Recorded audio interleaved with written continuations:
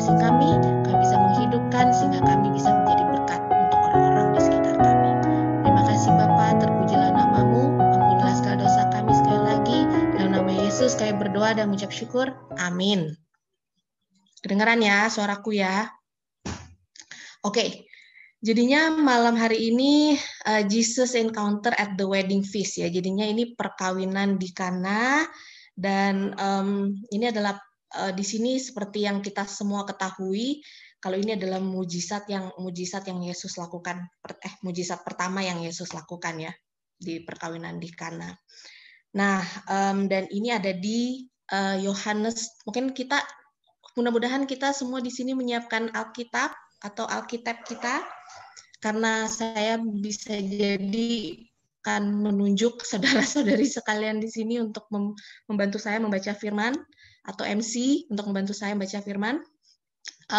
Dan kita akan baca dari Yohanes 2 ayat 1 sampai 11.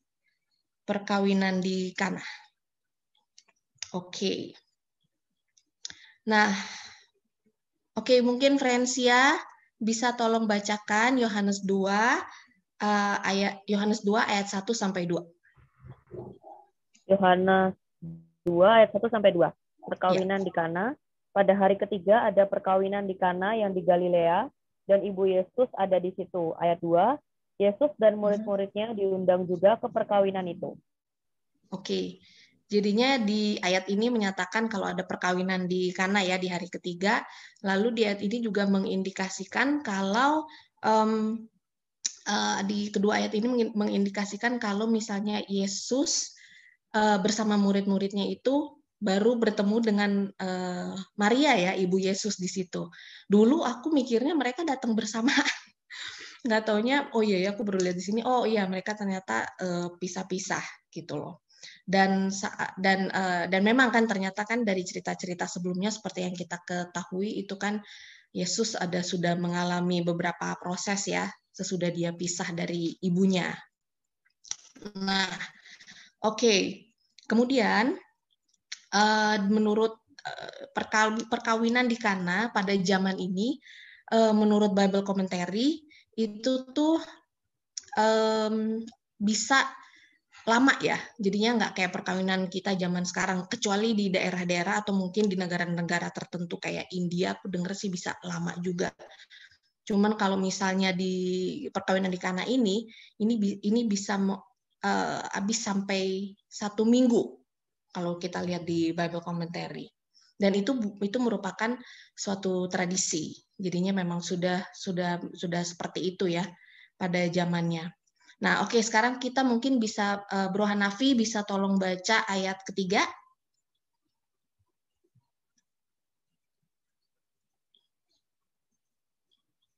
Yohanes 2 ayat 3. Ya. Ketika mereka kekurangan anggur, ibu Yesus berkata kepadanya, mereka kehabisan anggur. Nah, oke, ini lucu ya. Jadinya kan mereka padahal baru ketemu, ya kan, baru ketemu. Terus tiba-tiba Ibu Yesus begitu melihat Yesus, aku yakin banget nih pasti dia juga rindu ya. Udah lama soalnya dia nggak ketemu anaknya. Jadinya pasti dia rindu. Cuman memang di sini kelihatan kayak dia put aside gitu loh, itunya kerinduannya dia karena dia tahu ada masalah yang harus diselesaikan di perkawinan ini, yaitu mereka kekurangan anggur. Nah, maka daripada itu di ayat ketiga ini makanya ibu dari Yesus langsung mengatakan kan kepada Yesus dan dia langsung gitu loh ngomong ke Yesus, dia bukannya yang aku di sini menarik bukannya dia menuju ke misalnya IO pestanya kayak atau yang punya pesta gitu kan yang bilang ini udah habis anggur gitu kan, ini enggak, ini justru dia malahan langsung lihat ke Yesus lalu dia berkata kepada Yesus mereka kehabisan anggur gitu kan. Nah di sini melihat ya kalau memang di sini ibu Yesus itu memang sudah tahu anaknya siapa ya kan, jadinya pengetahuan dia akan anaknya itu dia sudah tahu gitu loh anaknya ini capable untuk melakukan apa saja, itu dia sudah tahu.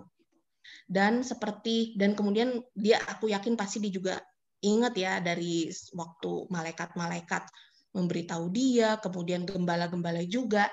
Nah, mungkin kita bisa buka Alkitab kita di Lukas 2 ayat 15 sampai 19.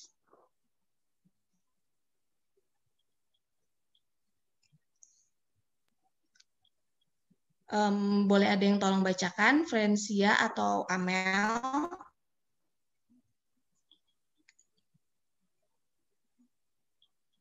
Lukas berapa, sorry? Lukas 2 ayat 15 sampai 19. Lukas Kedengaran 2 ayat Lukas 15 2 ayat sampai 15. 19. Oke. Setelah Ya. malaikat-malaikat itu meninggalkan mereka dan kembali ke surga, gembala-gembala itu berkata seorang kepada yang lain, "Marilah kita pergi ke Bethlehem untuk melihat apa yang terjadi di sana, seperti yang diberitahukan Tuhan kepada kita." Ayat 16. Lalu mereka cepat-cepat berangkat dan menjumpai Maria dan Yusuf dan bayi itu, yang sedang berbaring di dalam palungan. Ayat 17. Dan ketika mereka melihatnya, mereka memberitahukan apa yang telah dikatakan kepada mereka tentang anak itu. Dan semua orang yang mendengarnya heran tentang apa yang dikatakan gembala-gembala itu kepada mereka. Ayat 19, tetapi Maria menyimpan segala perkara itu di dalam hatinya dan merenungkannya. Nah, ya di ayat terakhir ya, di ayat 19 dibilang, tetapi Maria menyimpan segala perkara itu di dalam hatinya dan merenungkannya. Ini Maria nih, dia sudah tahu dari masa kandungannya siapakah Yesus itu gitu loh, dan bahwa Yesus adalah Mesias, bahwa dia adalah juru selamat umat-umat Tuhan. Dan seperti seorang ibu ya, kayak aku juga kan udah punya anak, pasti aku juga melihat ya perilaku-perilaku anakku waktu dia bertumbuh seperti apa gitu loh. Karakter dia itu berbeda dengan anak-anak yang lain. Dan kemudian belum lagi sebelum kejadian ini kan Yesus ini dia sudah apa namanya, dia dibaptis ya. Dan pasti kan ada cerita tuh waktu Yesus dibaptis, kemudian ada Roh Kudus yang berbicara, bukan Roh Kudus berbicara, ada suara dari surga, ya kan.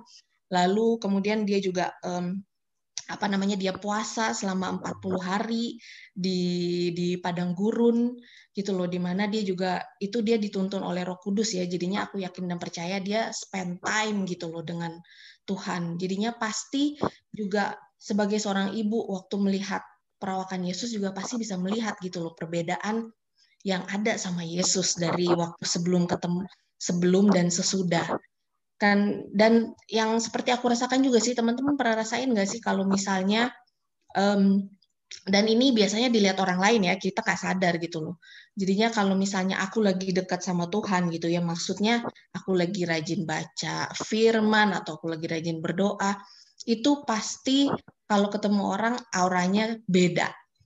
Jadinya nggak sama kalau misalnya kalau kita jarang berdoa. Aku ya pribadi sih, pengalaman aku, kalau jarang berdoa pasti bawaannya lebih emosional lah, atau enggak lebih cepet galau lah, apa-apa khawatir lah gitu loh. Tapi kalau kayak berjalan sama Tuhan, orang-orang juga bisa lihat, kok lu kok kelihatannya tenang ya gitu loh. Terus kayaknya auranya enak aja gitu loh. Dan aku yakin itu bukan karena kita gitu, itu karena kita spend time dengan Tuhan, karena kualitas kita dengan Tuhan. Dan itulah yang aku rasa itu yang bisa dilihat oleh ibunya.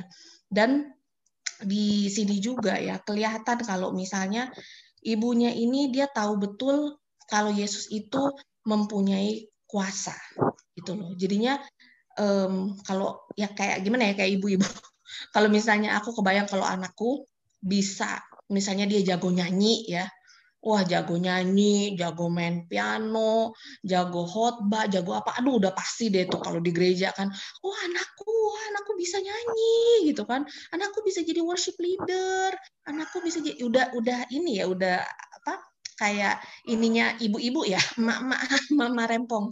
Jadi wah anakku bisa ini bisa itu gitu kan. Nah kebayang nggak sih teman-teman kalau ini Maria tahu Yesus ini bukan cuman punya itu mah kecil gitu loh, tapi Yesus ini dia juru selamat gitu loh, dia Mesias, dia tuh yang bisa menyelamatkan kita semua gitu kan. Jadinya makanya kenapa dia dengan PD-nya, karena dia imannya ya, karena dia tahu Yesus siapa, dia dengan pedenya dia langsung bilang kan, ini kita habis anggur gitu loh. Jadinya suatu yang wajar sih menurut aku akan ininya si siapa namanya si Maria ya, walaupun di saat ini sebenarnya Maria dia jadi kayak agak-agak off track sebenarnya dari apa namanya dari sebenarnya apa yang harus dilakukan Yesus, tapi ya karena dia tahu apa yang anaknya bisa lakukan, ya itulah yang dia buat gitu loh. At least dia nggak sombong-sombong amat lah ya. Mungkin kalau kayak aku, wah ini anakku bisa ini bisa itu, ya ampun tolong deh. Nah terus kemudian kita lihat respon Yesus ya, begitu Maria mengatakan itu, di ayat 3 begitu Maria mengatakan apa mereka kehabisan anggur, lalu respon Yesus apa di ayat keempat.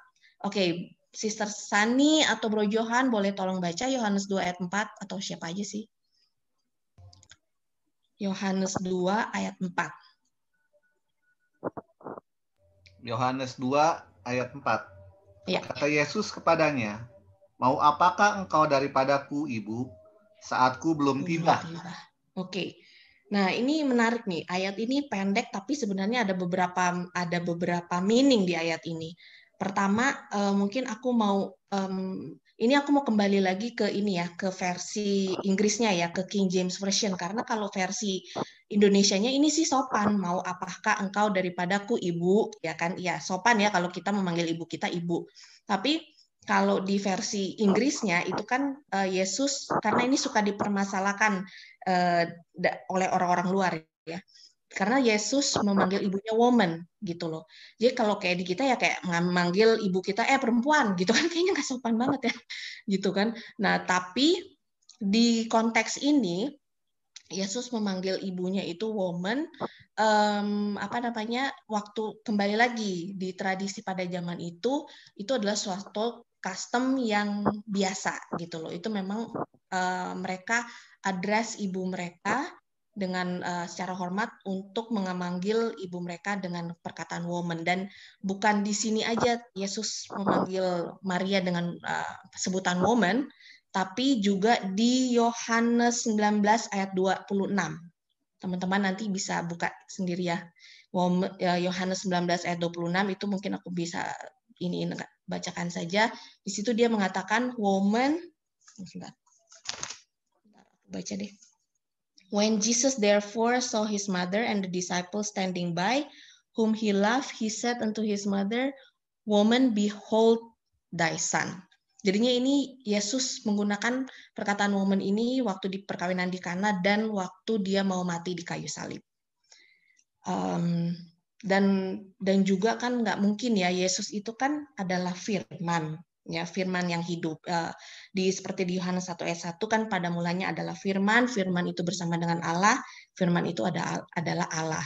Dan di Keluaran 20 ayat 12 kan hormatilah ayah dan ibumu. Jadi nggak mungkin Yesus mengkontradiksi omongannya sendiri gitu loh. Jadinya di sini Yesus tidak disrespect ibunya, tapi justru dia sangat menghargai ibunya di sini. Makanya dia memanggil ibunya dengan istilah woman gitu. Oke, kemudian untuk Yesus dia datang ke dunia ini, jadinya kemudian di ayat berikutnya, bukan di ayat berikutnya, masih di ayat yang sama di Yohanes 2 ayat 4, kemudian dibilang, kata Yesus kepadanya, mau apakah engkau daripadaku, ya kan? Bahasa Inggrisnya what have I to do with thee, gitu. Jadinya teman-teman di sini menyatakan kalau Yesus itu memang datang ke dunia ini bukan untuk melakukan pertunjukan, gitu loh. Jadinya ya kayak tadi aku bilang lah ya, kalau kita ibu-ibu ya itu kan sebenarnya pertunjukan ya, kalau kita suruh anak kita nyanyi atau suruh anak kita main piano lah atau apa, itu kan mempertunjukkan talenta ya. Tapi itulah Yesus. Misi dia datang ke dunia ini bukanlah untuk mengadakan pertunjukan gitu loh, ataupun menunjukkan kuasanya apa segala macam, itu bukan misinya dia. Tapi misi Yesus itu selalu adalah misi keselamatan. Itu adalah misinya dia selalu. Seperti kalau teman-teman mau lihat ya, itu sudah ada di Yesus dari waktu dia umur masih 12 tahun. Kita buka lagi Alkitab kita ya teman-teman ya. Di Lukas 2 ayat 48 sampai 49. Mungkin ada yang bisa tolong bacakan? Siapa aja? Lukas 2 ayat 48 dan 49. 9, ya. Dan ketika orang tuanya melihat dia, tercenganglah mereka, lalu kata ibunya kepadanya, "Nak, mengapakah engkau berbuat demikian terhadap kami? Bapamu dan aku dengan cemas mencari engkau." Ayat 49, jawabnya kepada mereka, "Mengapa kamu mencari aku? Tidakkah kamu tahu bahwa aku harus berada di dalam rumah Bapakku?" Ya, jadinya memang sudah jelas ya, misi Yesus itu dari umur 12 tahun dia juga sudah tahu gitu loh kalau misi dia adalah untuk apa? Untuk melakukan kehendak Tuhan, untuk menjalankan tugas-tugas yang sudah Tuhan berikan kepada dia, bukan untuk mengadakan pertunjukan-pertunjukan. Nah, ini agak menempah ini di aku sih karena kadang-kadang kan kita yang waduh, kalau baca kalau sharing firman atau apa, ya memang betul-betul memang bukan kita ya yang ditonjolkan ya, tapi itu selalu harus memang Tuhan kita yang harus ditonjolkan, bukan kita, karena apalagi kita ya. Kalau Yesus setidaknya dia sudah membuktikan waktu dia jalan di dunia ini dia tidak jatuh dalam dosa, tapi kalau kita kan kita masih berdosa ya sampai sekarang ini. Ya setidaknya aku ya masih berdosa, jadinya kayak benar-benar pelajaran buat aku sekali sih untuk hati-hati gitu loh dengan juga talenta-talenta yang sudah diberikan oleh Tuhan. Oke. Kemudian kalau ada pelajaran yang menarik juga di ayat sekarang kita ayat kelima. Tapi sebelumnya ada pelajaran menarik juga yang saya dapat dari ayat 4 ke ayat 5 ya. Nah, kalau mungkin ada Sisani atau Bro Hanafi bisa tolong bacakan Yohanes 2 ayat 5.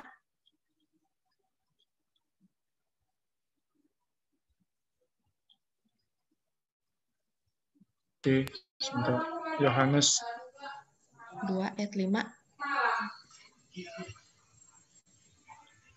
Tetapi Ibu Yesus berkata kepada pelayan-pelayan, "Apa yang dikatakan kepadamu, buatlah itu." Buatlah itu. Nah, ini menurut aku juga di sini menarik ya, karena kalau kita perempuan biasanya suka agak baperan ya, jadinya suka sensi-sensi nggak jelas.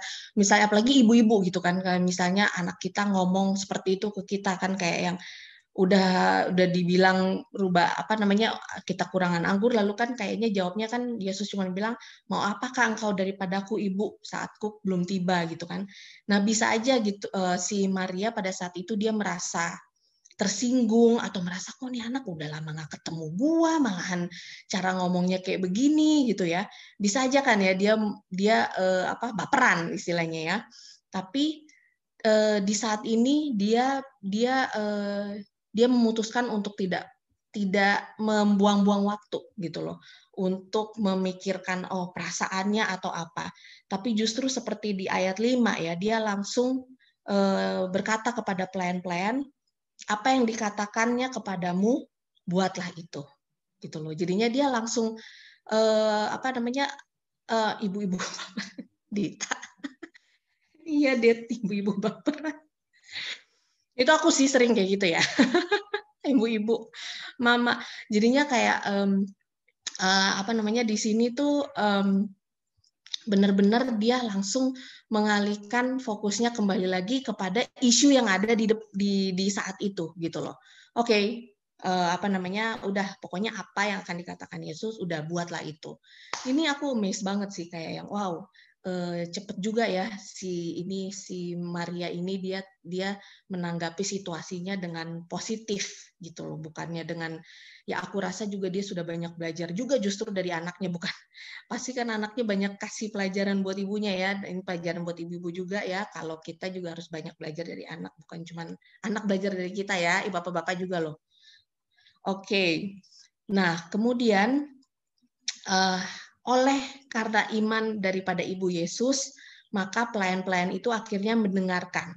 Dan akhirnya Yesus juga dia melakukan mujizat itu gitu loh. Jadi Yesus melakukan mujizat itu sebenarnya bukan karena karena dia kasihan atau karena apa, tapi justru karena iman daripada ibunya gitu loh. Karena kan dia sudah bilang kan, oh ya di ayat sebelumnya kan dia sempat bilang kalau bahasa Inggrisnya, kalau di sini kan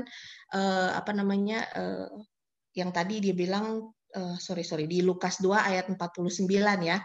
Kalau bahasa Indonesianya kan dibilang tugasnya adalah untuk melakukan kalau di ayat 40 Lukas 2 ayat 49 bahasa Inggrisnya itu kan kalau dia itu ye not that I must be about my father's business. Jadinya kan semua yang dia lakukan dalam kehidupannya itu kan hanyalah untuk melakukan pekerjaan bapaknya gitu loh. Jadi jadinya menurut dia ya mengubah air jadi anggur ini bukan pekerjaan bapak sebenarnya gitu loh. Jadi cuman karena iman daripada ibunya, dan ini relate ya teman-teman ya dengan kita punya pelajaran kan selama ini kan gitu loh. Oleh karena iman kita justru kan jadinya kayak kita dikabulkan gitu loh permintaan kita pada saat permintaan kita, bukan karena ini juga, bukan karena oh iya itu adalah kehendak Bapa memang, karena bukan seperti itu juga ya kalau iman itu ya. Nah, kemudian di ayat 6 sampai 10 di Yohanes 2 ayat 6 sampai 10 mungkin ada yang bisa tolong bacakan.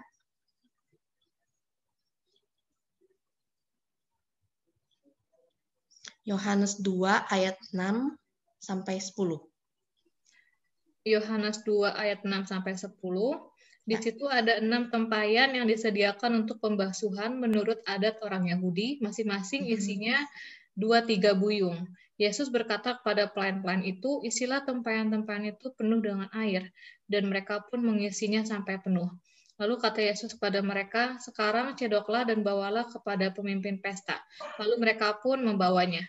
Setelah pemimpin pesta itu mengecap air yang telah menjadi anggur itu, dan ia tidak tahu dari mana datangnya, tetapi pelayan-pelayan yang mencedok air itu mengetahuinya, ia memanggil mempelai laki-laki dan berkata kepadanya, setiap orang menghidangkan anggur yang baik dahulu, dan sesudah orang puas minum, barulah yang kurang baik, akan tetapi engkau menyimpan anggur yang baik sampai sekarang. Oke, down ya ayat ini ya. Dari ayat 6 sampai 10. Jadinya di sini juga seperti yang kita ketahui kan tadi di awal udah kita sudah ketahui kalau pekerjaan Tuhan itu selalu di otaknya dia itu adalah selalu misi keselamatan ya. Nah, jadinya di ayat ini kita bisa lihat kalau dari air ini mewakili baptisan ya. Jadinya ini bukan dan ini bukan sekedar baptisan biasa. Oke, sekarang kita buka di Yohanes 3 ayat 5. Aku yang baca aja ya, Yohanes 3 ayat 5. Jawab Yesus, aku berkata kepadamu, sesungguhnya jika seorang tidak dilahirkan dari air dan roh, ia tidak dapat masuk ke dalam kerajaan Allah. Itu ada di Yohanes 3 ayat 5 ya teman-teman. Kemudian kita buka lagi di Roma 6 ayat 3, aku akan bacakan lagi. Atau tidak tahukah kamu bahwa kita semua yang telah dibaptis dalam Kristus telah dibaptis dalam kematiannya? Roma 6 ayat 3. Jadinya ini bukan sekedar baptisan biasa ya teman-teman, tapi seperti yang kita ketahui ini adalah baptisan Yesus Kristus ya. Jadinya ini baptisan selam. Kemudian kan ini kan mujizatnya kan air menjadi anggur ya. Nah, anggur ini mewakili apa? Kalau air tadi kan mewakili baptisan. Kalau anggur ini mewakili apa? Mungkin mungkin ada yang bisa tolong bacakan di Lukas 22 ayat 17 sampai 18. Lukas 22 ayat 17 sampai 18. Ya, betul. Yang ada di chat. Ya, kemudian ia mengambil sebuah cawan mengucap syukur berkata, ambillah ini dan bagilah di antara kamu. 18, sebab aku berkata kepada kamu, mulai dari sekarang ini aku tidak akan minum hasil pokok anggur sampai kerajaan Allah telah datang. Oke, thank you Bro Ali. Oke. Tapi suaranya kecil banget Bro. Kecil banget ya? Nggak apa-apa. Oke, Tapi kedengeran kok. Kedengeran. Thank you Bro. Oke, jadinya wine, kalau bahasa Inggrisnya wine ya. Jadinya wine atau anggur itu mewakili penumpahan darah. Jadinya Yesus itu kan datang untuk menebus dosa-dosa kita ya. Dia menumpahkan darahnya di kayu salib untuk menebus dosa-dosa kita. Dia mewakili pengorbanan Yesus. Jadinya anggur itu mewakili pengorbanan Yesus di kayu salib. Jadi kita bisa lihat ya teman-teman ya, ininya dia Tuhan itu kan memang kronologis, maksudnya nggak akan kepotong-potong gitu loh. Jadi memang pertama dimulai dengan baptisan, disitulah Yesus mulai pelayanannya, kemudian diakhiri di mana? Penumpahan darahnya di kayu salib, dan disitulah dia mengakhiri pelayanannya di dunia ini. Nah, inilah pelayanan Tuhan selama di dunia ini. Oke, sekarang aku mau tanya, apa yang mengubah air menjadi anggur? Teman-teman ada yang tahu nggak? Yang mengubah air jadi anggur itu apa? Proses kimia? Tahu nggak? Hah? Apa? Proses kimia? Nggak ada. Proses kimia. Tambahin batu-batu mineral gitu ya. Enggak, bukan. Salah. Ada yang lain? Ada yang tahu? Apakah karena tempayan-tempayannya? Bukan. Bukan ya, Bro? Bukan karena tempayan-tempayannya. Apakah karena pelayan-pelayannya? Bukan. Bukan juga. Apakah karena Ibu Yesus? Bukan juga. Bukan juga. Jadi karena apa dong? Percaya. Karena percaya dan kemudian Iman. Tuhan berfirman kan. Jadi karena perintah atau karena firman-Nya. Ya kembali lagi di sini hanya dengan berfirman Tuhan itu bisa apa? Menciptakan dunia ini dan isinya, ya kan? Kemudian dia bisa memberhentikan angin ribut. Dan inilah maksud Tuhan bahwa ada kuasa di dalam setiap firman-Nya.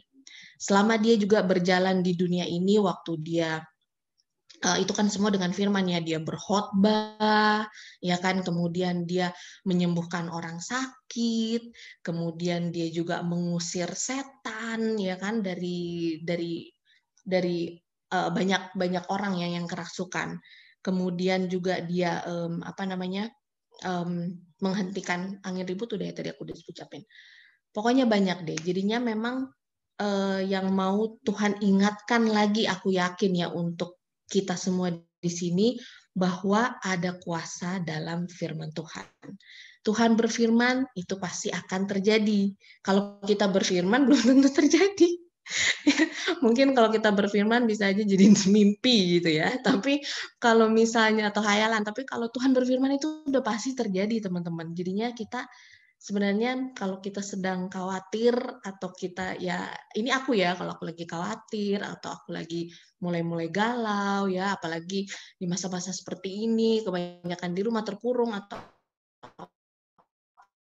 apapun ya, tinggal lihat dan pasti. Nah, kemudian sekarang yang aku mau tanya lagi, siapa yang membawa anggur ke tamu-tamu yang hadir? Ya, pelayan-pelayan itu. Pelayan-pelayan itu ya? Ya. Ya, betul, pelayan-pelayan itu. Nah, itu sama seperti dengan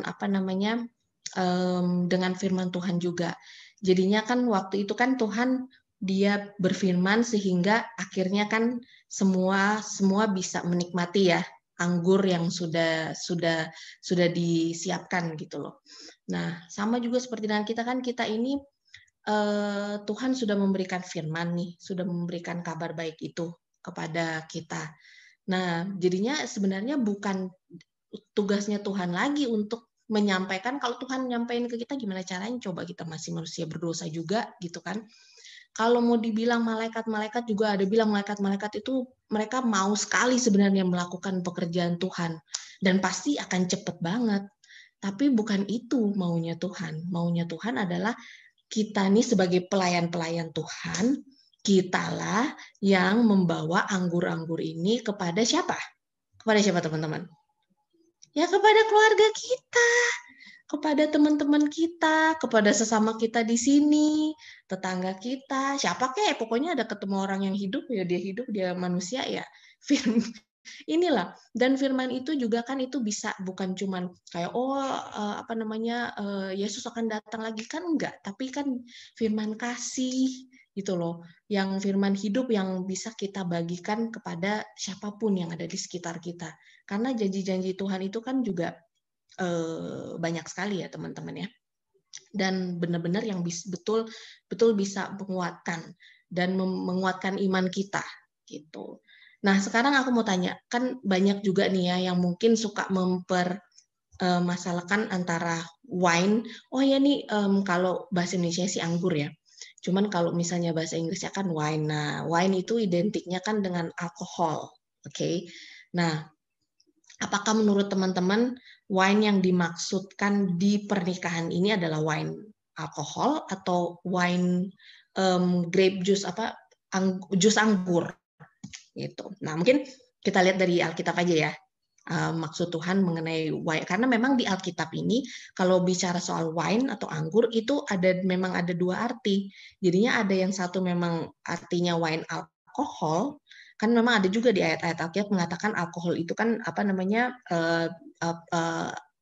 yang bisa pokoknya nggak baik. Kenapa?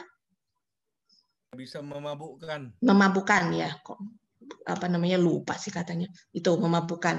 Kemudian kalau misalnya, dan kemudian ada juga yang dinyatakan kalau ini adalah anggur gitu lah, anggur freshly squeezed grapes atau anggur. Oke, mungkin kita bisa buka di Yesaya 65 ayat 8. Ini supaya jadi kalau teman-teman ada yang tanyain nanti bisa kasih ayatnya ini juga gitu loh ke mereka. Yesaya berapa? Yesaya 65 ayat 8. Boleh tolong bacain, siapa aja? Bro Hanafi juga boleh.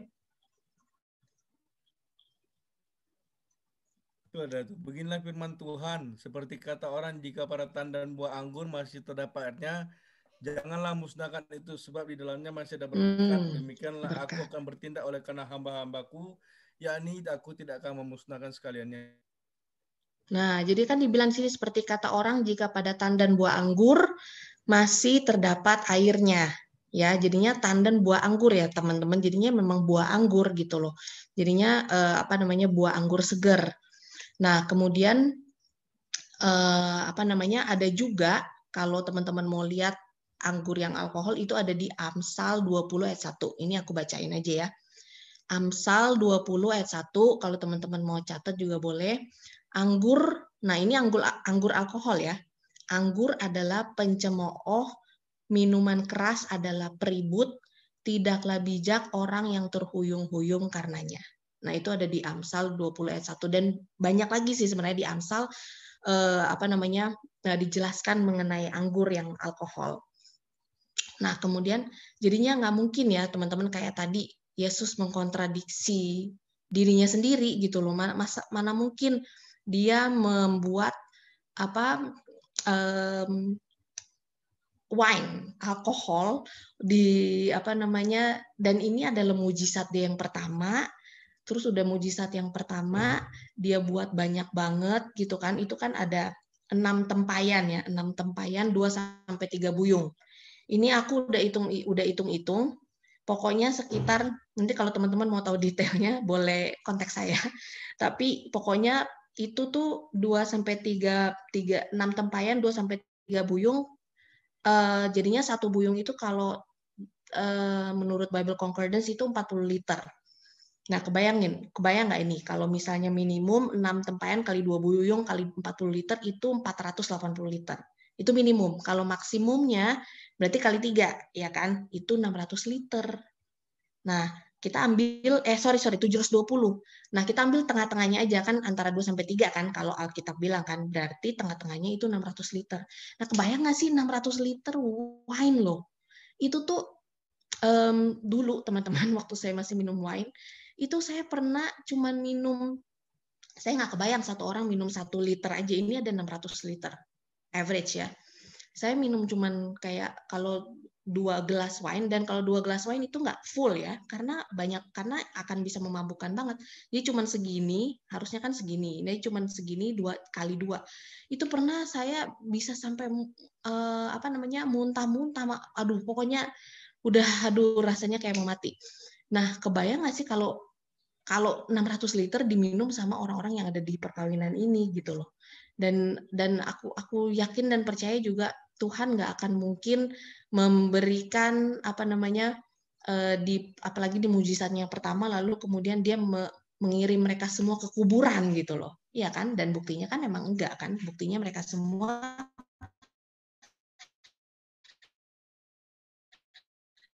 baik aja ya. Jadinya aku yakin dan percaya juga, dan karena didukung juga di sini, kalau wine yang di perkawinan Kana itu anggur, bukan wine alkohol. Masih kedengeran ya suaraku ya? Oh. Tadi internet connection unstable? Masih. Oke. On cam lagi. Oke. Nah, kemudian di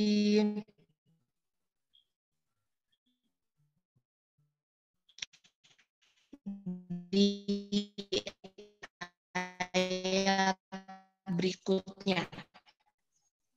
Oke. Di Yohanes 2 ayat 10. Mungkin ada yang tolong bisa bacakan Yohanes 2 ayat 10. Kembali lagi ke Yohanes 2 ayat 10. Sekarang kedengeran nggak? Jelas nggak? Kedengeran, jelaskan. Putus-putus.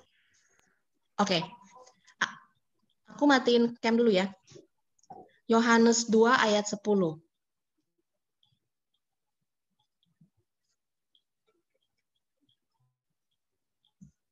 Dan berkata kepadanya, setiap orang menghidangkan anggur yang baik dahulu, dan sesudah orang puas minum, barulah yang kurang baik, akan tetapi engkau menyimpan anggur yang baik sampai sekarang. Masih kedengeran ya suaraku ya teman-teman ya? Oke. Nah, di ayat ini, Yohanes 2 ayat 10, ini jelas ya, jadinya Tuhan itu selalu memberikan yang terbaik. Gitu loh. Jadinya dia itu nggak kayak dunia ya, kalau ya ataupun kita ya gitu. Dimana kalau misalnya dunia itu memberikan bisa aja awal yang terbaik, kemudian lama-lama menjadi kurang baik ya. Tapi kalau Tuhan itu dari awal sampai akhir dia akan terus memberikan yang terbaik. Sama seperti di ayat ini. Nah, kalau kita buka juga di Yohanes 1 ayat 50, Yohanes 1 ayat 50, itu Yesus menjawab katanya, karena aku berkata kepadamu, aku melihat engkau di bawah pohon ara, maka engkau percaya, engkau akan melihat hal-hal yang lebih besar daripada itu. Ini pelajaran kita yang kemarin ya, Philip dan Nathanael ya. Jadinya Tuhan itu, dia akan selalu memberikan yang justru makin lama akan makin lebih baik. Beda banget dengan dunia, beda banget dengan kita.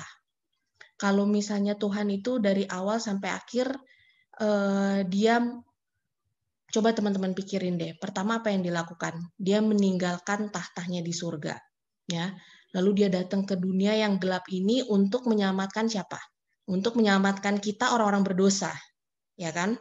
Kemudian dia berkorban lagi di kayu salib. Ya, dan itu pengorbanannya tuh luar biasa besar ya, karena dia juga tersiksa. Dan dia itu berkorban untuk menebus bukan dosanya dia, tapi untuk menebus dosa-dosa kita.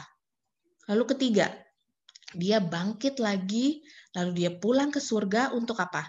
Menyediakan tempat buat kita yang sekarang ini masih berdosa juga, tanpa menunggu kita untuk bertobat dulu loh. Jadinya kayak gimana ya? Aku sih mikirnya, wah, kalau aku jadi Tuhan gitu, aduh.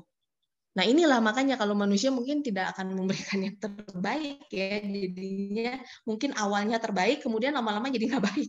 Tapi kalau Tuhan itu mau apapun itu, nggak ada tuh yang namanya baper-baperan, nggak ada tuh yang namanya, karena kalau Tuhan baperan, kebayang nggak sih, mana ngapain dia balik lagi maksudnya ngapain dia balik lagi ke dunia ini untuk menyelamatkan kita, atau kalau dia udah balik ke surga, dia mempersiapkan tempat di surga, ngapain? Kalau dia sih pulang ke surga ya udah, habis itu tinggalin aja kita semua di sini, bye, gitu kan? Ya karena kita nggak menunjukkan kita mau apa ya? Menunjukkan kita mau menurut aja susah. Menunjukkan kasih kita aja sesama kita susah. Jadinya kayak, ini orang-orang kok nggak, susah sekali ya untuk istilahnya menurut gitu loh. Tapi, nah inilah bedanya kita dengan Tuhan. Jadinya dia selalu akan memberikan yang terbaik. Dan seperti di Yohanes 1 ayat 50, justru dia akan memberikan kepada kita hal-hal yang lebih besar lagi gitu loh, dari hal-hal yang sudah pernah kita rasakan sebelumnya. Nah, kemudian ini di ayat terakhir ya, di Yohanes 2 ayat 11, aku bacakan aja. Yohanes 2 ayat 11. Hal itu dibuat Yesus di Kana yang di Galilea, sebagai yang pertama dari tanda-tandanya, dan dengan itu ia telah menyatakan kemuliaannya dan murid-muridnya percaya kepadanya. Jadinya teman-teman kalau kita lihat dari cerita ini ya, hanya oleh karena iman Maria dan juga ya Maria ibu Yesus ya, maka semua tamu-tamu yang datang ke perkawinan itu bisa menikmati anggur yang baik dari awal sampai akhir. Nah, anggur ini kan kita percaya tadi sudah kita bahas ya, ini adalah kabar baik. Kabar baik yang memang sudah seharusnya kita yang sampaikan. Nah, jika kita yang berada di Zoom meeting malam ini mempunyai iman yang sederhana aja, sama kayak Ibu Yesus. Gitu loh. Seperti di Lukas 17 ayat 6 ya.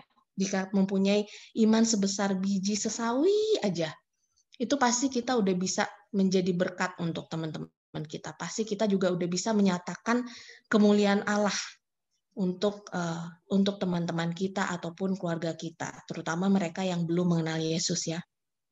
Jadinya Yesus itu melakukan mujizat-mujizat ini juga untuk menyatakan, pertama karena iman dari ibunya, kemudian juga untuk menyatakan kemuliaannya supaya murid-muridnya juga, seperti di ayat 11 ya, supaya murid-muridnya percaya.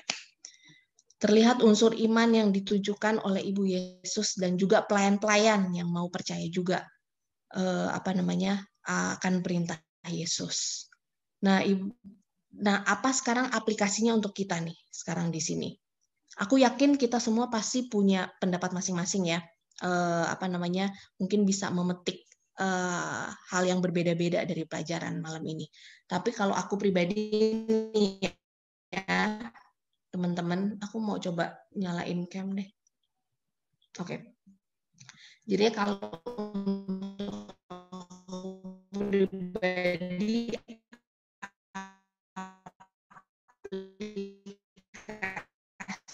ini suaranya putus-putus atau aku aja kali ya?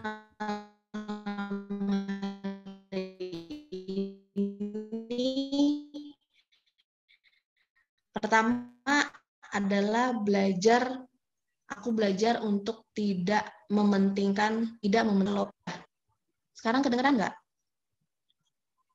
Udah, tadi kayak suara monster tadi.